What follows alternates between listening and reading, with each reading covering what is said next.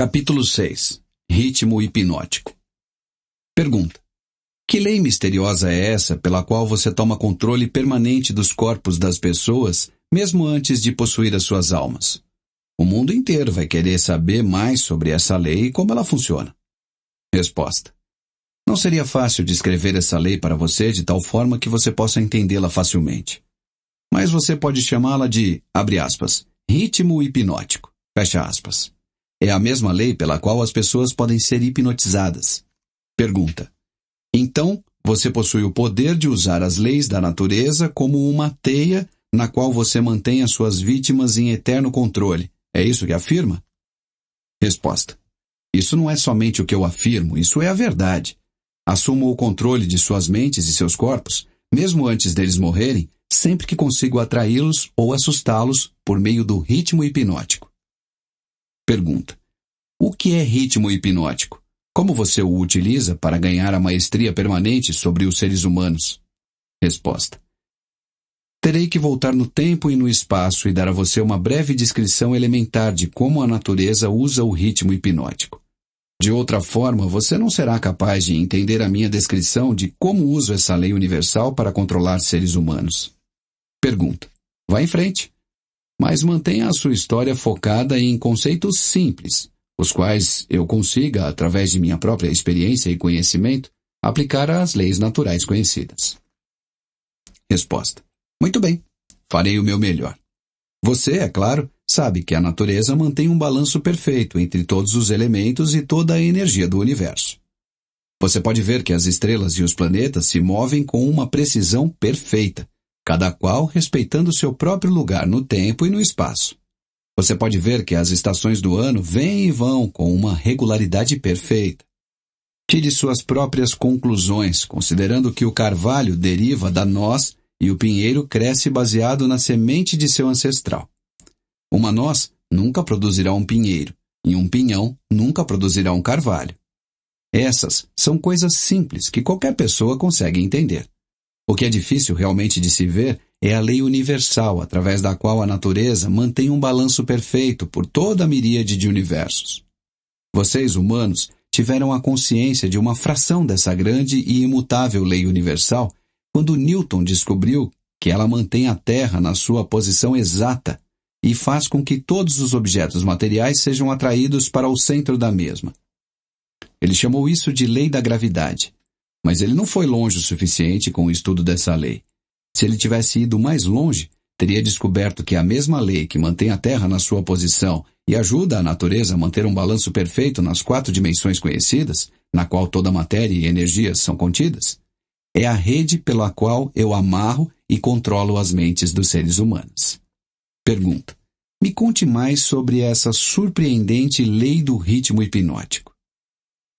Resposta: conforme já afirmei, há uma forma universal de energia, com a qual a natureza mantém um equilíbrio perfeito entre toda a energia e a matéria contida nesse universo. Na verdade, a natureza faz uso de maneira muito especializada dessa forma especial de energia, quebrando-a em diferentes comprimentos de onda. O processo de quebrar os comprimentos de onda é feito através do hábito. Você entenderá melhor o que eu estou tentando dizer se eu fizer uma comparação direta com o método pelo qual alguém aprende a tocar algum tipo de instrumento musical. Primeiro, as notas musicais devem ser memorizadas na mente. Feito isso, elas relacionam-se umas com as outras, através da melodia e do ritmo. Pelo efeito da repetição, a melodia e o ritmo fixam-se em nossas mentes. Observe atentamente como o músico deve repetir incessantemente uma música antes de ele ter domínio sobre ela. Através da repetição, as notas musicais misturam-se e então você tem música. Qualquer impulso de pensamento que a mente repita mais de uma vez através do hábito acaba formando um ritmo organizado. Hábitos indesejáveis podem ser quebrados. Eles devem ser quebrados antes de assumir as proporções de tal forma que possam ser considerados um ritmo. Você está conseguindo me acompanhar? Pergunta: sim. Resposta: bem, para continuar, o ritmo é o último estágio do hábito. Qualquer pensamento ou movimento físico que seja repetido 1, 2 ou mais vezes, através do princípio do hábito, finalmente alcança a proporção do ritmo. Então, o hábito, a partir desse momento, não pode ser quebrado, porque a natureza o assume e o transforma em algo permanente. É algo tipo um redemoinho na água. Um objeto pode manter-se flutuando indefinidamente, até que ele seja pego por um redemoinho. Nesse caso, ele não tem como escapar, pois a força da água o fará submergir. Dessa forma, pode-se comparar a energia do pensamento das pessoas com a energia da correnteza do redemoinho na água. Pergunta: então, essa é a forma com que você controla as mentes das pessoas, é isso? Resposta: sim. Como eu já disse algumas vezes, tudo o que tenho que fazer para ganhar o controle de qualquer mente humana é induzir a alienação. Pergunta: pelo que estou entendendo, então, o hábito de alienar-se é o maior risco que as pessoas correm de perder as suas prerrogativas ou seus privilégios de pensar em seus próprios pensamentos e moldarem os seus próprios destinos. Resposta: isso e muito mais. Alienar-se é também o hábito pelo qual possuo as almas, após os seres humanos desistirem de seus corpos físicos. Pergunta: então, o único meio de um ser humano ser salvo da aniquilação eterna é mantendo o controle sobre a sua própria mente enquanto ele está no planeta Terra. Isso é verdadeiro? Resposta: o que você afirmou está perfeitamente correto, e é a mais absoluta verdade. Aqueles que controlam e usam as suas mentes escapam da minha rede. Todos os outros acabam em minhas mãos, e isso ocorre tão naturalmente quanto o sol se põe no ocidente. Pergunta: isso é tudo que há para saber sobre ser salvo na aniquilação eterna? Por acaso aquilo que você chama de oposição não tem nada a ver com a salvação das pessoas? Resposta: eu posso ver que você realmente pensa de forma profunda. A minha oposição, essa força que vocês humanos chamam de Deus, tem tudo a ver com a salvação das pessoas da aniquilação eterna. E é justamente por essa razão que é a minha oposição que fornece a cada ser humano o privilégio divino de poder usar a sua própria mente. Se você usar essa força para manter controle sobre a sua própria mente, você acaba se tornando uma parte dela, no momento em que você deixar o corpo físico. Se você por acaso negligenciar o uso da sua mente, aí então eu entro e assumo o privilégio de tomar essa negligência através da lei do ritmo hipnótico. Pergunta: o quanto de uma pessoa você toma conta quando você a possui? Resposta: tudo o que sobra depois que ela deixa de controlar e usar a sua própria mente. Pergunta: em outras palavras, quando você ganha o controle de uma pessoa, você toma conta de toda a sua individualidade até o momento em que ela deixa de usar a sua própria mente. Isso está correto? Resposta: essa é a forma com que eu trabalho. Pergunta: o que você faz com as pessoas que você controla antes da morte? O que de útil essas pessoas fazem para você enquanto elas vivem? Resposta: eu as uso ou uso o que sobrou delas e depois que tomo conta da sua mente, essas pessoas tornam-se propagandistas e me ajudam a reparar as mentes de outras pessoas para que entrem no hábito da alienação. Pergunta: você não apenas engana as pessoas, distribuindo os poderes para controlar as suas próprias mentes, mas as usa para ajudá-la no trabalho de emboscar outras? Resposta: sim, não deixo passar nenhuma oportunidade. Pergunta: vamos voltar para o assunto do ritmo hipnótico. Conte-me mais de como essa lei funciona. Mostre-me como você usa indivíduos para ajudar a ganhar o controle sobre outros. Quero saber algo, de tal forma que você me mostre a maneira mais efetiva com que você usa o ritmo hipnótico. Resposta: isso é fácil. A coisa que eu mais gosto, na verdade, é preencher as mentes das pessoas com o medo. Uma vez feito isso, não encontro nenhuma dificuldade em fazê-la alienar-se. Após, ela fica presa na minha mente através do ritmo hipnótico. Pergunta: que tipo de medo humano melhor serve ao seu objetivo? Resposta: o medo da morte. Pergunta: por que o medo da morte é a sua arma favorita? Resposta: porque na verdade ninguém sabe, e de acordo com as leis naturais do universo, ninguém consegue provar definitivamente o que acontece após a morte. Essa incerteza causa arrepios em todas as pessoas. As pessoas que se deixam tomar conta pelo medo, qualquer tipo de medo, recusam-se a usar as suas mentes e começam nesse momento a alienar-se. Eventualmente, elas alienam-se no redemoinho do ritmo hipnótico do qual poderão nunca escapar. Pergunta: então você não se preocupa com o que os líderes religiosos pensam ou falam de você quando eles falam da morte? Resposta: não.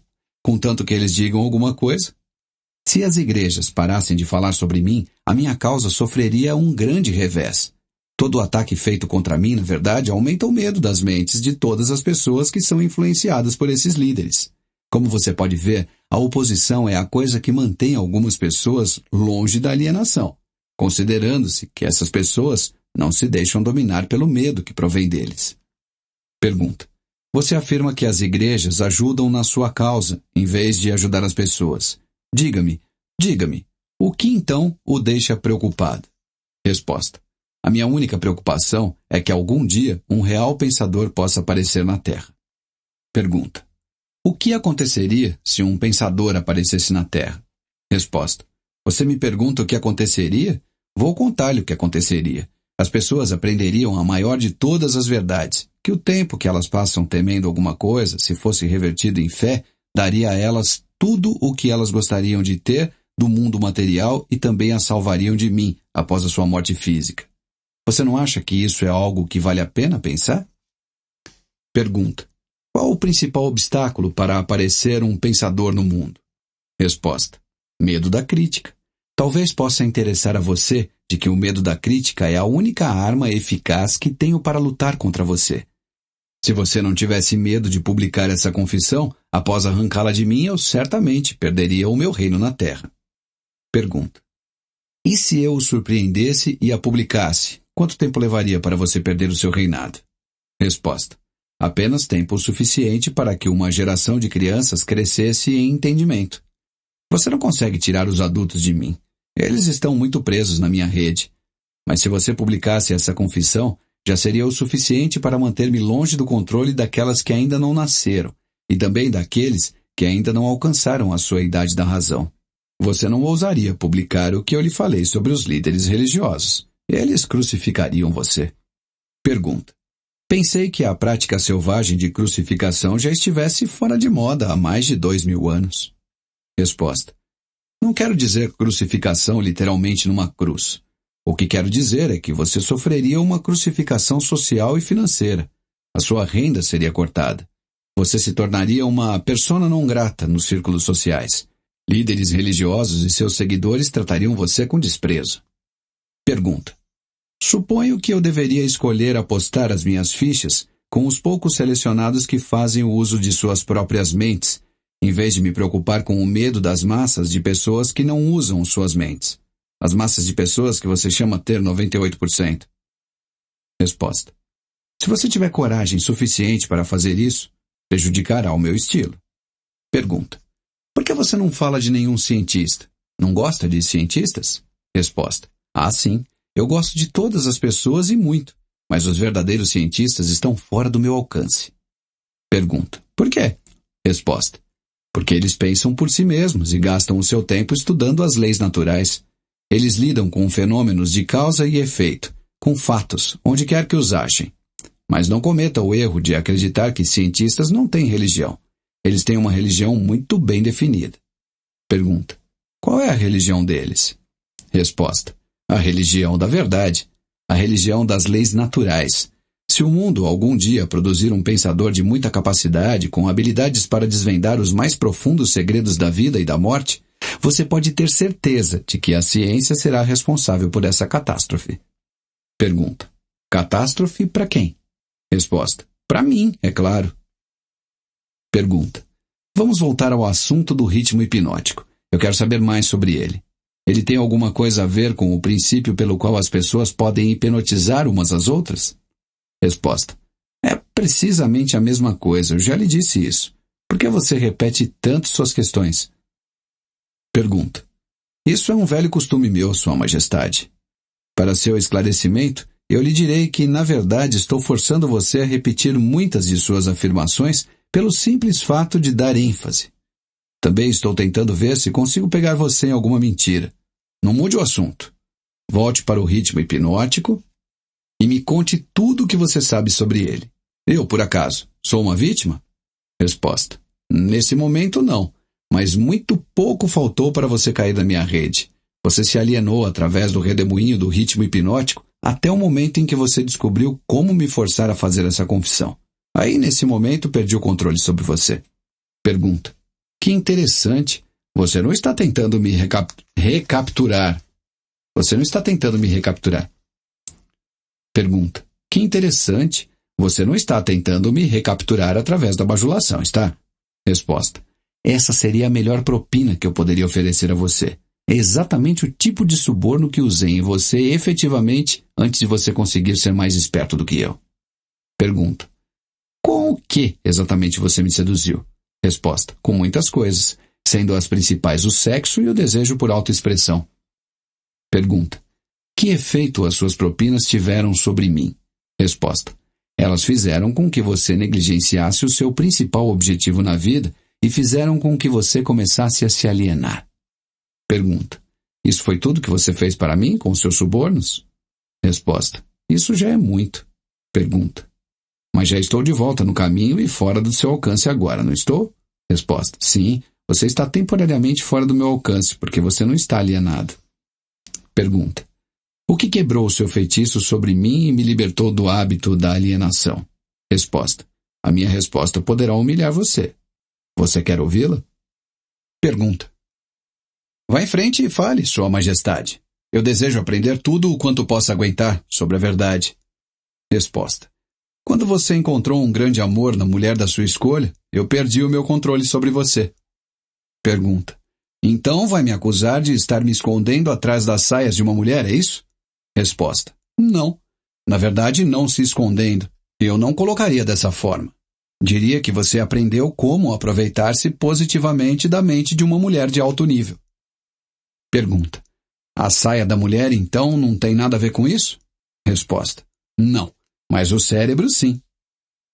Quando você e a sua esposa começaram a combinar os seus dois cérebros através do hábito, entre aspas, mastermind, todos os dias, você se deparou com o poder secreto do qual você me forçou a realizar essa confissão. Pergunta. Isso é verdade ou você está tentando me bajular de novo? Resposta.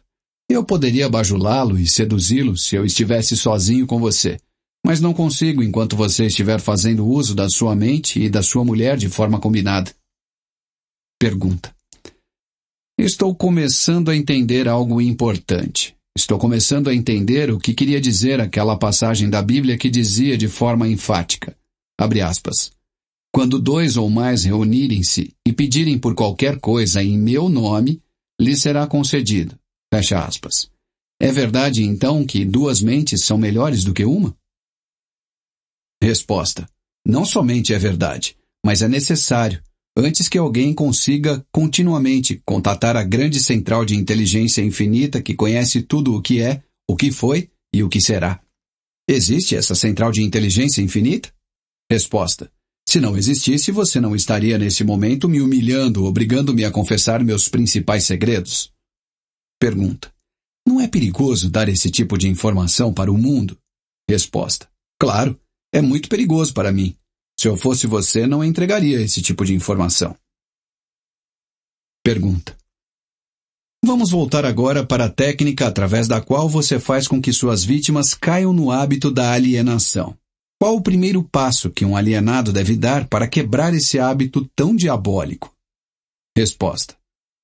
Um desejo ardente de quebrá-lo. Você com certeza sabe que ninguém pode ser hipnotizado por outra pessoa sem estar consciente e apto a ser hipnotizado. Essa consciência pode assumir a forma de indiferença em relação à vida, geralmente por falta de ambição, medo, falta de definição de um propósito definido e muitas outras formas. A natureza não precisa do consentimento de ninguém para fazer uma pessoa cair sobre o feitiço do ritmo hipnótico.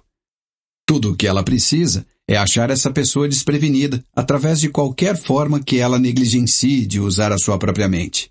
Lembre-se disto. O que quer que você tenha, ou você usa, ou você perde. Todas as tentativas bem-sucedidas de quebrar o hábito da alienação devem ser feitas antes que a natureza a transforme em um hábito permanente através do ritmo hipnótico. Pergunta. Pelo que estou entendendo, o ritmo hipnótico é uma lei natural através da qual a natureza fixa a vibração de todos os ambientes. Isso é verdade? Resposta. Sim. A natureza usa o ritmo hipnótico para fazer os pensamentos dominantes de uma pessoa e os seus hábitos de pensamento se tornarem permanentes. É por isso que a pobreza é uma doença. A natureza faz dessa forma, fixando permanentemente os hábitos de pensamento de todos os que aceitam a pobreza como uma circunstância inevitável. Através dessa mesma lei do ritmo hipnótico, a natureza também fixará permanentemente pensamentos positivos de riqueza e prosperidade.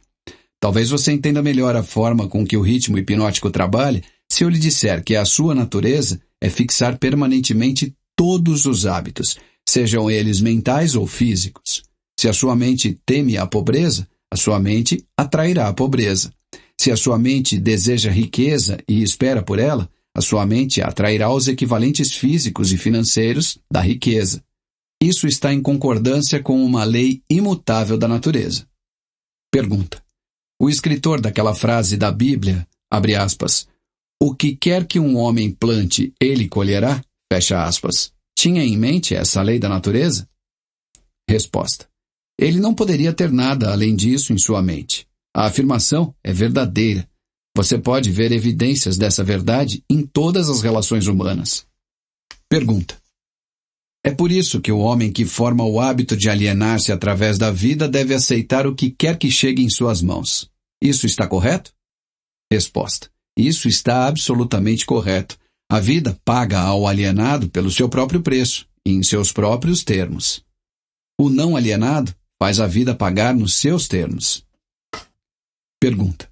Por acaso a questão da moral não entra no que se consegue da vida? Resposta. Para falar a verdade, a única razão em que entra a moral é que ela tem uma influência direta nos pensamentos de uma pessoa. Ninguém consegue o que quer da vida meramente sendo bom, se é o que você está querendo saber. Pergunta. Não, acho que não. Entendo o que você quer dizer. Estamos todos onde estamos e somos o que somos pelos nossos feitos. Resposta. Não exatamente. Você está onde está e você é o que é por causa de seus pensamentos e de suas ações. Pergunta. Então, isso que chamam de sorte não existe, é isso? Resposta. Enfaticamente não. As circunstâncias que as pessoas não entendem são classificadas sob o título de sorte. Por trás de toda a realidade existe uma causa. Muitas vezes a causa está tão longe do efeito que a circunstância pode ser explicada somente atribuindo-se à sorte. A natureza não reconhece tal lei como sorte. É uma hipnose feita pelo homem, com a qual ele explica as coisas que ele não entende. Os termos, entre aspas, sorte e milagre, são irmãos gêmeos. Nenhum dos dois possui uma existência real, exceto na imaginação das pessoas. Ambos são usados para explicar aquilo que as pessoas não entendem. Lembre-se disso. Tudo o que possui uma existência real pode ser provado como tal. Mantenha essa verdade na sua mente e você se tornará um pensador mais profundo. Pergunta. O que é mais importante, pensamentos ou atos? Resposta. Todos os atos seguem pensamentos. Não existem feitos sem antes ter havido um padrão de pensamento que o antecedesse. Além disso, todos os pensamentos têm uma tendência de se tornarem a sua contraparte física.